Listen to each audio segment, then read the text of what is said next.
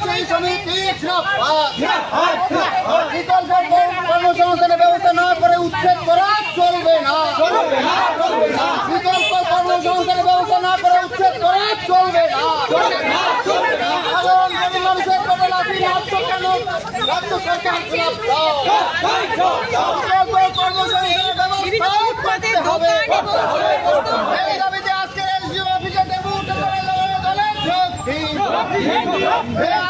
দোকান এবং যে সমস্ত ব্যবসায়ীরা রয়েছে সেই উচ্ছেদ প্রক্রিয়া কিন্তু চলছিল এবং সেই উচ্ছেদের পরে আজ কিন্তু সেই হকার ফুটপাত কোচবিহার ফুটপাত ব্যবসায়ী কমিটির পক্ষ থেকে কিন্তু ডেপুটেশন কর্মসূচি দেওয়া হবে কোচবিহার এসডিও অফিসে।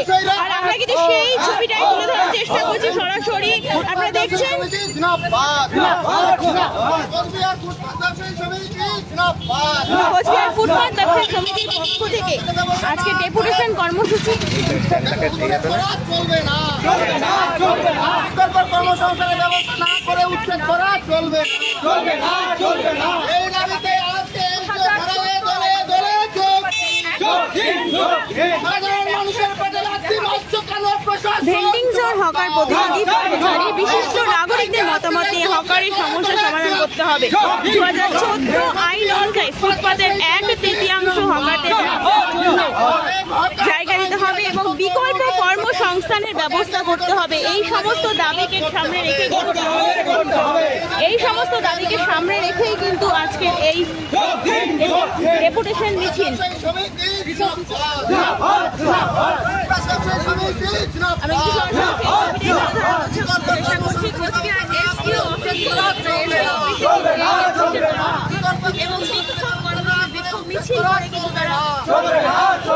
এই দাবিতে আজকের এসডিও ঘেরাও দলে দলে যোগ দিন।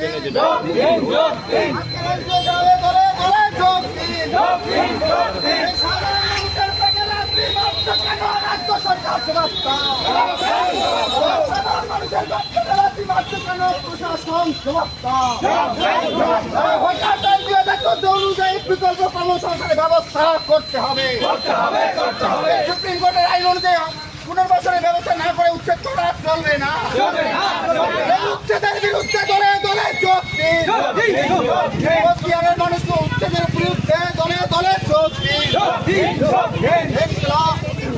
কোচবিহার ফুটপাত ব্যবসায়ী সমিতি জিন্দাবাদ। কোচবিহার ফুটপাত ব্যবসায়ী সমিতি জিন্দাবাদ। বিকল্প কর্মসংস্থানের ব্যবস্থা না করে উচ্ছেদ করা চলবে না। এবং এই দাবিকে সামনে রেখে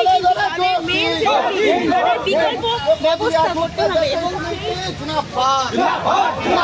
হকারদের পুনর্বাসনের ব্যবস্থা না করে উচ্ছেদ করা চলবে না।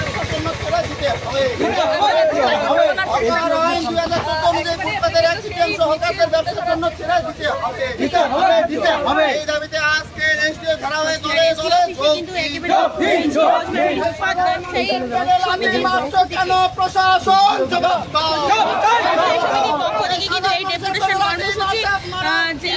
প্রশাসনের উচ্ছেদ অভিযান করা হয়েছিল লাগাতার কিন্তু ফুটপাত দখল করে যে সমস্ত ব্যবসায়ীরা ব্যবসা করছিল তাদের দোকান কিন্তু উঠিয়ে দেওয়ার কথা বলা হয়েছে এবং সেই জন্যই কিন্তু আজ কিন্তু তারা ডেপুটেশন কর্মসূচি সামিল হয়েছে। তাদের দাবি তাদের বিকল্প কোনো ব্যবস্থা করে দেওয়া হবে এবং এই ফুটপাতের উপর তাদের রুজি রোজগার তাদের সংসার চলবে এবং অনেকেই আছে এর উপর ভিত্তি করেই তাদের প্রতিদিনের রোজগারটা একেবারে বন্ধে বসতে বাধ্য হয়েছে কারণ আজ কিন্তু তাদের সেই দোকানটি ফুটপাতের নিচে ব্যবসায়ী সেই ব্যবসায়ী কিন্তু তারা করতে পারছে না। আজ কিন্তু এই কারণে অবশ্যই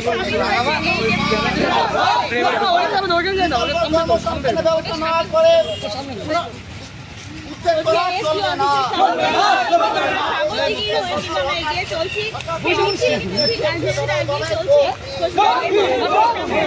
স্বাগতিক সংলগ্ন রাস্তা থেকে এগিয়ে চলছে করছি আমরা ফেসবুক লাইভে।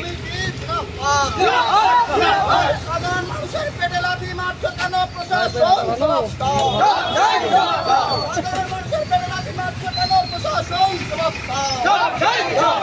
জবাব চাইতে আজকের এই যে ঘরে ঘরে ঘরে চলছে। অধিকারের বাংলাদেশ সমিতি জিন্দাবাদ। অধিকার দিয়ে উচ্ছেদ করা হচ্ছে কেন প্রশাসন? জবাব দাও।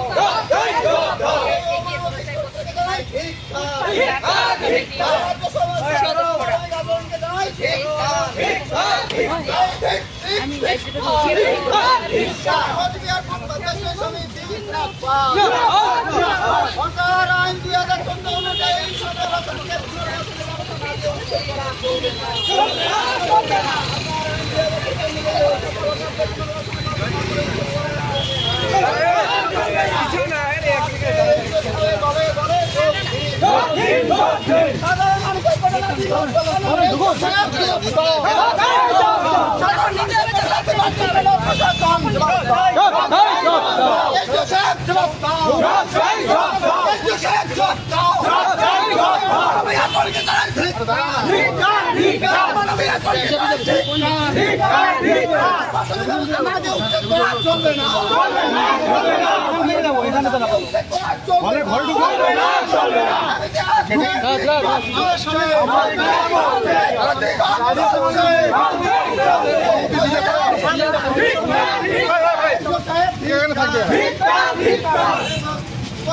ওটার মতো করে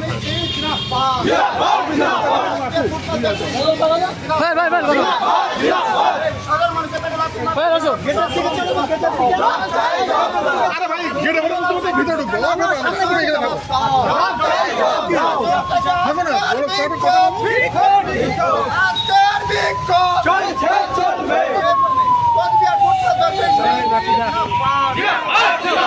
বিকল্প কর্মসংস্থানের ব্যবস্থা না করে উচ্ছেদ করা চলবে না। বিকল্প কর্মসংস্থানের ব্যবস্থা না করে উচ্ছেদ করা চলবে না।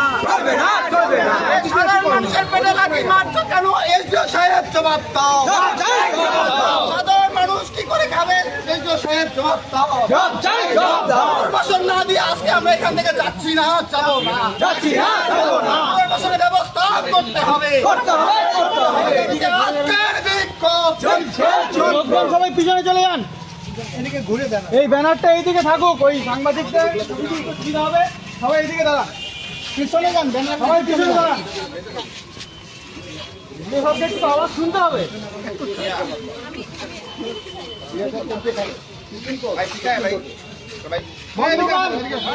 আমরা আজকে এলজিও অফিসে বিক্ষোভ কর্মসূচি আমাদের বিক্ষোভ কর্মসূচিতে যে স্মারকলিপি, সেই স্মারকলিপি আমরা এলজিও অফিসে জমা দেব। আমাদের সকলেরই একটাই কথা, আইন শুধু আমাদের জন্য না, আইন সকলের জন্য। সুপ্রিম কোর্ট যে আইনে 2014 সালে অর্ডার দিয়েছে, সে আইন সরকারকে মানতে হবে।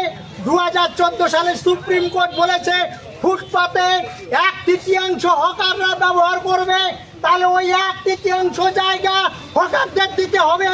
তোমরা কোন আইনের বলে হকারদের বুলডোজার দিয়ে উচ্ছেদ করছো? তোমাদের এই আচরণকে আমরা ধিক্কার জানাই। গভর্নমেন্টের এই আচরণকে আমরা ধিক্কার জানাই। সুপ্রিম কোর্ট বলে দিয়েছে হকারদের উচ্ছেদ করতে হলে তাদের পুনর্বাসনের ব্যবস্থা করতে হবে। কিন্তু বন্ধুগণ, ভাত দেওয়ার নাম নাই, লাঠি মারার গোসাই। আমাদের পেটের ভাত কেড়ে নিয়ে ওরা পুনর্বাসন না দিয়ে হকার উচ্ছেদ করছে, তার বিরুদ্ধে আমরা ঐক্যবদ্ধ হচ্ছি। আজকের এই ডেপুটেশনের পরেও আমরা সমস্ত হকার একত্রিত হব, আমরা সকলে একত্রিত হব এবং গভর্নমেন্টের এই দ্বিচারিতা এবং আইন অমান্যকারী যে নীতি, তার বিরুদ্ধে আমরা আন্দোলন সংগঠিত করব। আমরা ছাড়বো না যতক্ষণ না পুনর্বাসন হচ্ছে, যতক্ষণ না আইন মেনে হকারদের পুনর্বাসন করছে, ততক্ষণ এই আন্দোলন চলছে। আজকে শুধু আমরা ট্রেইলার দেখাচ্ছি, আজকে ট্রেইলার, এরপরে ভাঙচুর হবে, এরপরে বিক্ষোভ হবে, লড়াই হবে। জীবন থাকতে লড়াই ছাড়বো না বন্ধু। ফলে সমস্ত হকার বন্ধুদের কাছে আবেদন, এবং আমরা সকলে ঐক্যবদ্ধভাবে আজকে ডেপুটেশন সংগঠিত করব। ডেপুটেশনের পরে আমরা বিক্ষোভ প্রদর্শন করব। ফলে সকলকে বলছি সুশৃঙ্খলভাবে এখানে অপেক্ষা করবেন যতক্ষণ না পর্যন্ত আমাদের ডেপুটেশন শেষ হয়, ততক্ষণ আপনারা এখান থেকে জায়গা ছাড়বেন না, এখানেই অবস্থান করবেন। এবং তারপর আমরা এখান থেকে বেরিয়ে ওইখানে যা কথা হবে সেই কথা সকলের সামনে আমরা রাখবো। তারপরে এখান থেকে সিদ্ধান্ত নিয়ে সেইভাবে পরবর্তী কর্মসূচি ঘোষণা হবে। ফলে আমরা এবারে বলবে একটু সামনে সার না ছবিটা নিয়ে আমরা এখানে এবারে ডেপুটেশনে যাব। অন্য কেউ যদি থাকে বলতে পারবে, একটু কেউ বলবে।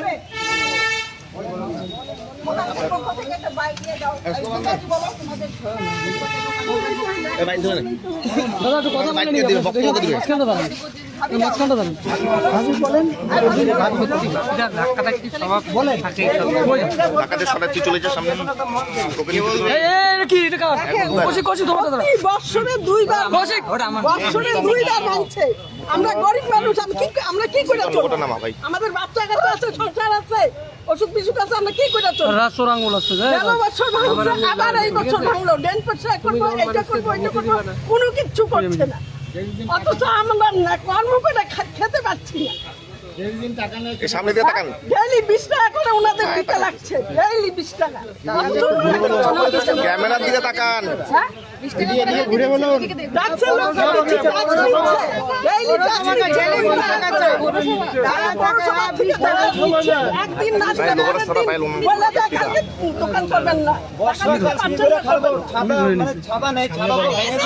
আমাদের প্লাস্টিক বা সব ভেঙে দিয়েছে, খবর দিয়ে যদি সামনে থেকে সব ভেঙে দিয়েছে।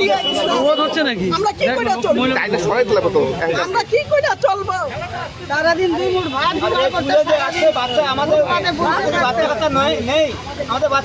আপনি সামনে আসুন, সামনে আসুন, সামনে আসুন, সামনে আসুন, সামনে আসুন। ও দাদা দাঁড়ান দাঁড়ান দাঁড়ান দাঁড়ান সামনে, আরে পূজার সামনে আমাদের রাস্তাঘাট আছে, আমরা সবাই চাই পূজা পরে জিনিসটা করতো, দিদি দিদি করতো, অনেক ভালো হতো। এখন একটা বর্ষাকাল, আমরা ছাতা জায়গা দিচ্ছি না, বর্ষাকালে হাওয়ায় উড়ে যাচ্ছে, বর্ষা পরে যদি ভেঙেতেও আজকে বাচ্চাদের আমরা তো জামা কাপড় পরতে পারি না, বাচ্চা কাচ্চা দুটো করে জামাই দেবে। এই পূজার মধ্যে বর্ষাকালের মধ্যে আমরা কি কামাই করবো না? বাচ্চাদের মুখে ভাত দিব না কি জামা কাপড় দিব না পড়াশোনা করে দেবো? আমাদের তো দেশের মধ্যে কোনো পড়াশোনা এখনো হয় না, গরিব মানুষের মধ্যে সব কিছু হারিয়ে গেছে। সরকার কি আমাদের কাছে? সরকার বলতেছে আমরা গরিবকে দেখবো, গরিবকে কি গরিবকে দেখতেছে সরকার? কি চাচ্ছেন এখন? আমরা চাচ্ছি, আমরা ফুটবল যেমন ব্যবসা করছি আমাদের একটা সেফ সাইড, হ্যাঁ একটা বলতে পারে সরকার বলতে পারে তোমরা একটা আইন অনুমোদন যেটা একটা সেফ সাইড হয়ে ব্যবসা করুন, ব্যবসা করে তারপরে যদি আপনারা যদি বেশি ইয়ে করেন সেটা আমার প্রশাসন যে কাজটা করবে এটা কিন্তু তোমরা কিন্তু মানে যে কোনো একটা পস্তা হয়ে যাবে। তোমাদের যতটুকু ব্যবসার সিদ্ধান্ত নিব তা সেই জায়গার মধ্যে তোমরা যতটুকু ব্যবসা জায়গা আছে অতটুকু করুন, সে জায়গাটা অসুবিধা করবেন না। সেই কথাটা বলতে একবার যে ভেঙে ঘুরিয়ে দিবে তার একবার পাতার চালা বন্ধ থাকবে না, ছাতা বন্ধ থাকবে না, হাইটে যদি বৃষ্টি পরে বৃষ্টি ছাতা যদি না থাকে তাহলে আমরা কি করবো?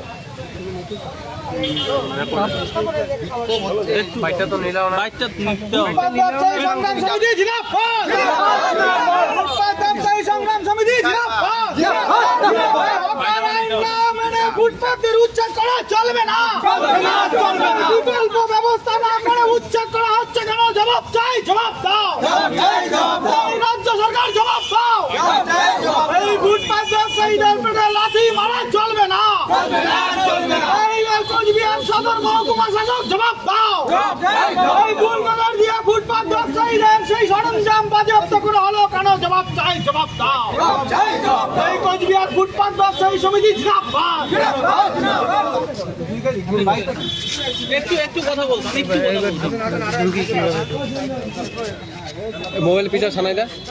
বিষয় হলো 25 তারিখ থেকে কোচবিহার সহ গোটা পশ্চিমবাংলা হকার উচ্ছেদ শুরু হয়ে যায়।